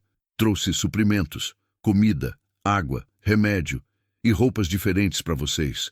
Precisam mudar a aparência. Entrou, viu Camila dormindo. Como ela tá? Cansada, com medo, mas forte. E você? Vivo. Por enquanto. Zé Augusto sentou no chão ao meu lado. Abriu a mochila. Tirou pão, queijo, presunto, suco, chocolate. Come. Você tá com cara de quem não comeu direito o dia todo. Comi. Não tinha percebido a fome até ver a comida. Devorei metade do pão em segundos. Consegui falar com um contato. Zé Augusto disse, baixo. Cara que trabalha com proteção a testemunhas. Informal. Não é governo. É uma rede de pessoas que ajudam quem tá fugindo de gente perigosa. E ele pode ajudar a gente? Pode, mas tem condições. Quais? Vocês vão ter que desaparecer. De verdade. Mudar de nome. Ir para longe. Não ter contato com ninguém do passado. Pelo menos até expor esse Roberto e garantir que ele tá preso ou morto. E o pendrive? Ele vai cuidar disso. Tem jornalista de confiança. Polícia Federal que não é corrupta. Gente que pode usar as provas do jeito certo. Quando? Amanhã de manhã. Ele vem buscar vocês. Leva para um lugar seguro. Começa o processo de sumir vocês do mapa. Olhei para Camila, dormindo, abraçando a barriga, sonhando com um futuro que ainda não existia. Ela vai aceitar? Zé Augusto perguntou. Abrir mão de tudo? Virar outra pessoa? Não sei, mas é a única chance que a gente tem. E você? Eu o quê? Vai conseguir desaparecer? Largar a estrada? Virar outra pessoa? Respirei fundo. Pensei na Luzia, no caminhão, nos 8 anos de solidão, na vida vazia que eu vivia. Já larguei tudo quando decidi parar naquela estrada. Falei, agora é só seguir em frente. Zé Augusto colocou a mão no meu ombro. A Luzia ia gostar de saber que você encontrou um propósito. Ou ia me chamar de louco. As duas coisas. Ele sorriu, mas ia ficar orgulhosa. Ficamos ali em silêncio. 2 homens velhos, cansados, tentando salvar uma vida que nem era nossa. Zé, falei, obrigado por tudo. Não me agradeça ainda. Agradeça quando ela tiver o bebê nos braços e esse desgraçado tiver apodrecendo na cadeia. Ele se levantou. Preciso ir. Não posso ficar muito tempo. Qualquer movimento estranho pode chamar atenção. Cuidado. Você também. Ele foi até a porta. Parou. Virou. Gavião, se algo der errado amanhã, se eles chegarem antes do contato, você corre. Pega a moça e corre. Não tenta lutar. Não tenta ser herói. Só corre e protege ela. Entendeu? Entendi. E outra coisa. Fala. Aquele corte no seu braço. Tá infeccionado. Lava com água e sabão, passa pomada antibiótica, tá na mochila. Se piorar, você me liga. Tá bem. Ele foi embora. O barulho do motor sumindo na noite. Silêncio de novo. Voltei pro meu posto. Sentado. Alerta. Protegendo. O céu começou a clarear lá pelas 5 da manhã. Cinza, frio, úmido.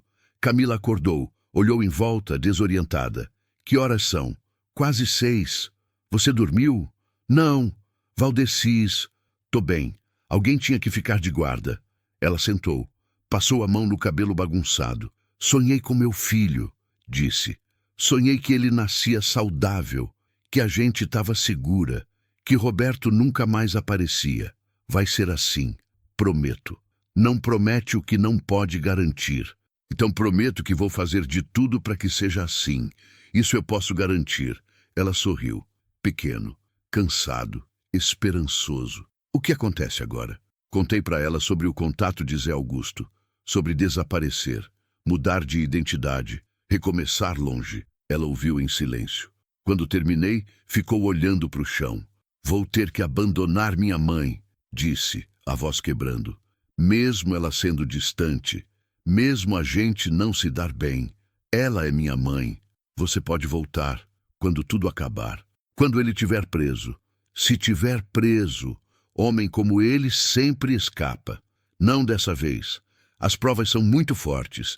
Desvio de dinheiro público, superfaturamento, propina. Isso não some fácil. E a tentativa de homicídio? Ela perguntou. Ele me enterrou viva, Valdecis. Quase me matou. Quase matou nosso filho. Isso não conta? Conta, mas é sua palavra contra a dele. Sem testemunhas, sem provas físicas, fica difícil. Então ele vai pagar pela corrupção, mas não por tentar me matar. Talvez. Mas pelo menos vai pagar, e vai ficar longe de você. Ela passou a mão na barriga. Meu filho vai crescer sem saber quem é o pai. Vai crescer com um nome falso, sem raízes, sem família. Vai crescer vivo, seguro, amado. Isso é mais do que muita criança tem. Camila olhou para mim. E você? Vai sumir com a gente? A pergunta me pegou desprevenido. Eu não sei. Acho que sim. Até ter certeza que vocês estão seguros. E depois? Depois você não vai mais precisar de mim. E se eu precisar? Ela perguntou, os olhos fixos nos meus. E se eu quiser que você fique? Meu coração apertou. Não sabia o que responder. Camila, não precisa responder agora, ela disse. Só pensa, porque você é a única pessoa que me fez sentir segura em anos, e meu filho vai precisar de alguém assim na vida dele. Antes que eu pudesse responder, ouvi barulho de motor. De novo, vários motores. Levantei rápido, fui até a janela sem vidro. Olhei, e meu sangue gelou. 3 carros entrando na propriedade, 2 Hilux e uma S10. Pelo menos 6 homens. Tinham encontrado a gente, e não eram os do Zé Augusto. Virei para Camila. Corre! Fim do capítulo 7. Quer que eu continue com o capítulo 8, o último? Continue, alongue o próximo 21.47, capítulo 8. O renascimento. Corre! Gritei, puxando Camila pela mão. Saímos pela porta dos fundos da construção abandonada. Mato alto, cerca velha, trilha estreita sumindo no cerrado. Atrás de nós ouvi portas batendo, vozes gritando, passos pesados entrando na casa. Corremos. Camila tropeçou numa raiz, segurei ela antes de cair. O coração batendo tão forte que doía no peito. A respiração dela descontrolada, a mão apertando a barriga. Não aguento. Ela ofegou. Não consigo correr grávida. Consegue sim. Só mais um pouco. Entramos no mato fechado, galhos rasgando roupa, espinhos arranhando pele. Ouvi gritos atrás. Achei rastro. Foram por aqui. Merda, merda, merda. Puxei Camila para baixo, escondidos atrás de um tronco caído. Ficamos imóveis, respiração presa, corações explodindo, passos se aproximando, quebrando galhos, procurando. Deve ter ido por ali, uma voz disse, perto demais. Separa, você vai pela esquerda. Eu vou pela direita, eles não podem ter ido longe. A mulher está grávida. Os passos se afastaram, mas não muito, ainda perto. Ainda perigosos. Olhei para Camila, pálida, tremendo, lágrimas silenciosas escorrendo. Segurei o rosto dela, forcei ela a me olhar. Escuta, sussurrei. Você vai ficar aqui, escondida. Não faz barulho, não se mexe. Eu vou chamar a atenção deles, vou fazer eles me seguirem. E quando estiver longe, você corre para o caminhão e sai daqui. Não, ela disse agarrando minha camisa. Não me deixa. É a única chance. Eles vão te matar. Ou a gente morre junto. Ou você vive. Escolhe. Ela chorou mais forte, mas concordou, porque sabia que eu tinha razão. Tirei a chave do caminhão do bolso. Coloquei na mão dela. Quando eu gritar, você corre. Não olha para trás. Não para por nada. Só dirige. Pro sul. Qualquer lugar longe daqui. Valdecis, promete. Prometo. Beijei a testa dela. Não sei porquê. Só pareceu certo. Depois levantei e comecei a correr, fazendo barulho de propósito, quebrando galhos, gritando. Aqui! Tô aqui, seus filhos da puta! Funcionou. Ouvi gritos, passos correndo atrás de mim. 2, 3, todos vindo. Corri mais fundo no mato, mais longe da Camila, mais longe da chance dela escapar. Tropecei, caí, levantei, continuei. Uma bala assobiou perto da minha cabeça, acertou uma árvore, lascas de madeira voando, outra bala, mais perto, errando por centímetros. Corri mais, pulmão ardendo, perna pesada, braço machucado latejando, até não ter mais onde correr. Parei numa clareira pequena, cercado de mato, sem saída. 3 homens apareceram, armas apontadas, rostos duros, sem piedade. "Fim da linha, caminhoneiro", o do meio disse. Levantei as mãos devagar, respirando fundo, ganhando tempo. "O que vocês querem?" "A mulher e o pendrive." "Não sei de que pendrive vocês estão falando." O homem riu, sem humor. "Não se faz de burro. Onde ela tá?" "Foi embora. Sozinha. Deixou eu para trás." "Mentira." "É verdade. Pegou carona com um caminhoneiro que passava. Deve estar longe já." O homem se aproximou. Colocou a arma na minha testa. "Última chance." "Onde?" "Ela." Tá, olhei nos olhos dele, frios, vazios, olhos de quem já tinha matado antes. "Vai se foder." Ele puxou o gatilho. O clique ecoou. Esperei a dor, a escuridão, o fim. Nada veio. O homem olhou para a arma. Travada. Foi minha única chance. Dei uma cabeçada nele. Peguei a arma, girei. Acertei o segundo homem no rosto com o cabo. Ele caiu. O terceiro atirou. Senti a bala raspar o ombro, queimando, sangrando, mas não parei. Corri de novo, para qualquer direção, só longe. Ouvi mais tiros, gritos, passos atrás de mim.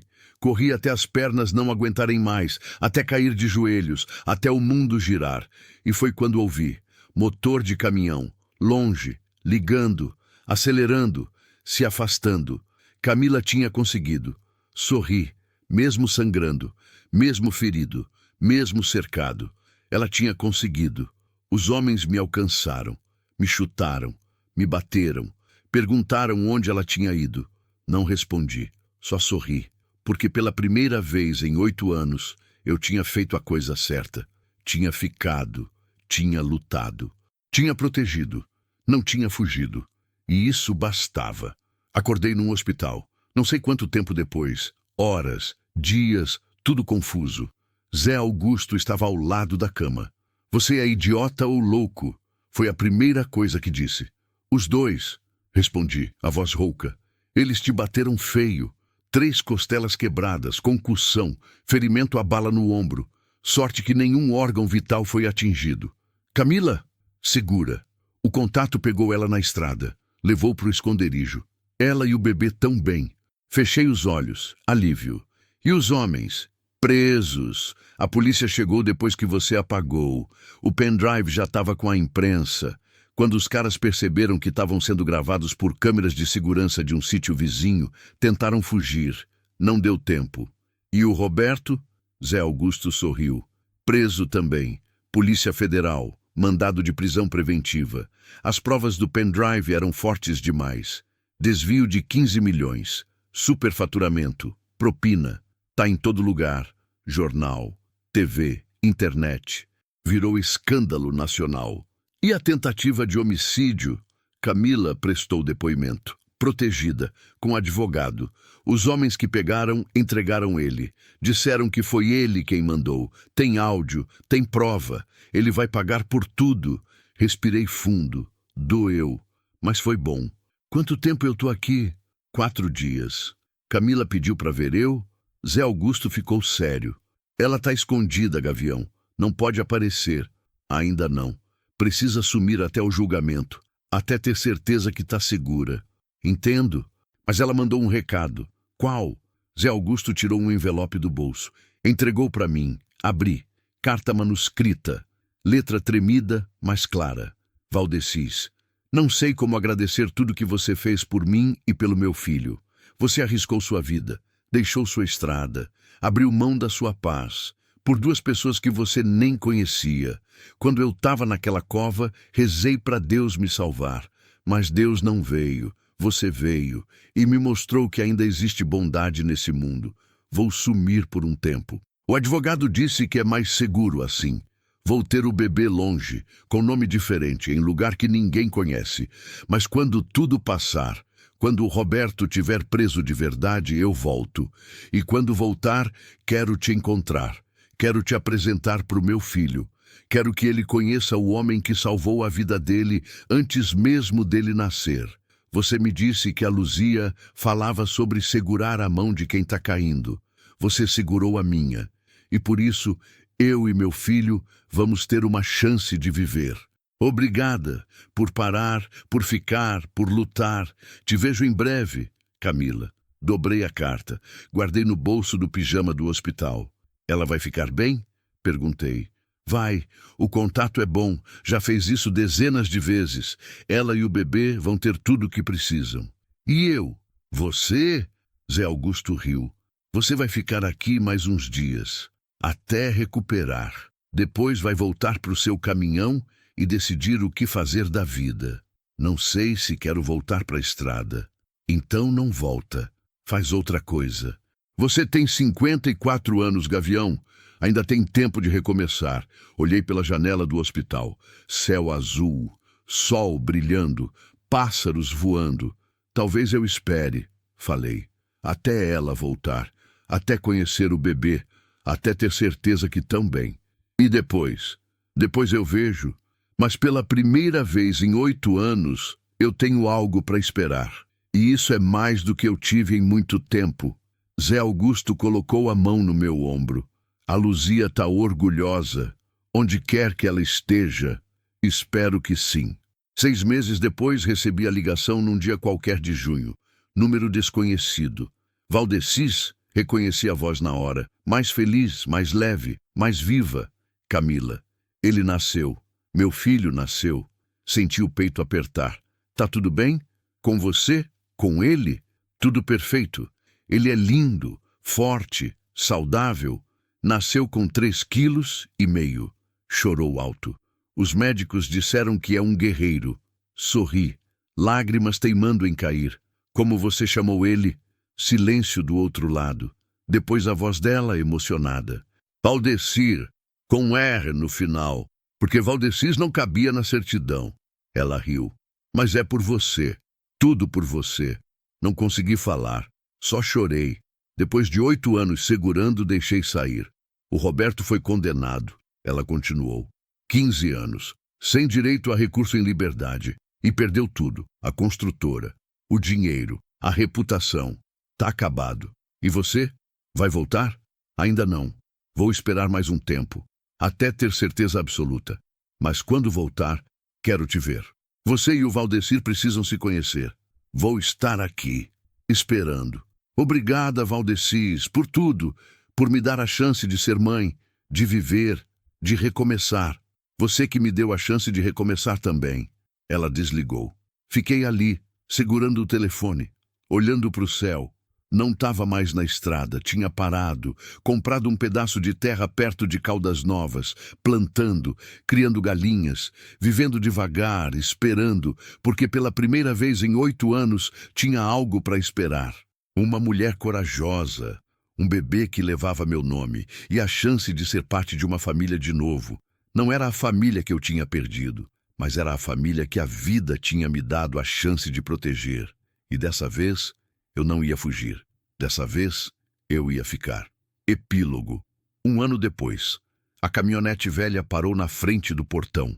Desci, abri, Camila desceu com o bebê no colo. Valdecir. 1 ano e 3 meses. Cabelo castanho encaracolado, olhos curiosos, sorriso que iluminava tudo. E, oi, ela disse sorrindo. Oi, nos abraçamos, longo, apertado, como quem abraça quem pensou que nunca mais ia ver. Peguei Valdecir no colo. Ele me olhou, sério, estudando. Depois sorriu e segurou meu dedo com a mãozinha. Ele gosta de você, Camila disse, como você sabe, porque ele só sorri assim para quem ele confia. Entramos na casa, pequena, simples, mas nossa. Camila olhou em volta. A horta, as galinhas, a varanda com cadeiras de balanço, o pôr do sol pintando o céu. É bonito aqui. É, e é seguro, e é nosso, se você quiser. Ela me olhou. Você tem certeza? Não é sua obrigação cuidar da gente. Não é obrigação, é escolha. E eu escolho ficar, se você deixar. Camila sorriu, lágrimas nos olhos, mas lágrimas boas. Então a gente fica. Sentamos na varanda, vendo o sol descer, Valdecir brincando no colo dela, rindo, vivo, seguro. E ali, naquela varanda simples, no fim de uma tarde qualquer, entendi. Não era sobre heróis, não era sobre grandes gestos, era sobre parar, sobre ver alguém precisando de ajuda e não passar reto, sobre segurar a mão de quem está caindo, sobre escolher ficar quando seria mais fácil fugir. Pensei na Luzia, no que ela diria se me visse agora. Imaginei ela sorrindo, orgulhosa, dizendo que finalmente eu tinha aprendido que viver não é sobre fugir da dor, é sobre enfrentar, é sobre amar, é sobre recomeçar. Olhei para Camila, para Valdecir, para casa, para a vida que a gente tinha construído das cinzas e agradeci.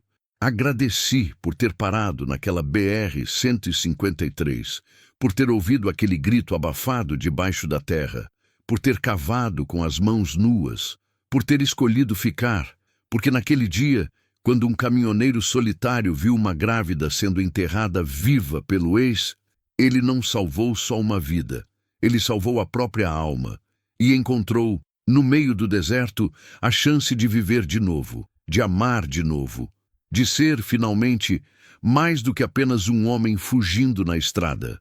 Fim. Às vezes Deus não pede heroísmo, Ele só pede que você pare, porque é nas paradas inesperadas que a vida encontra seu verdadeiro caminho.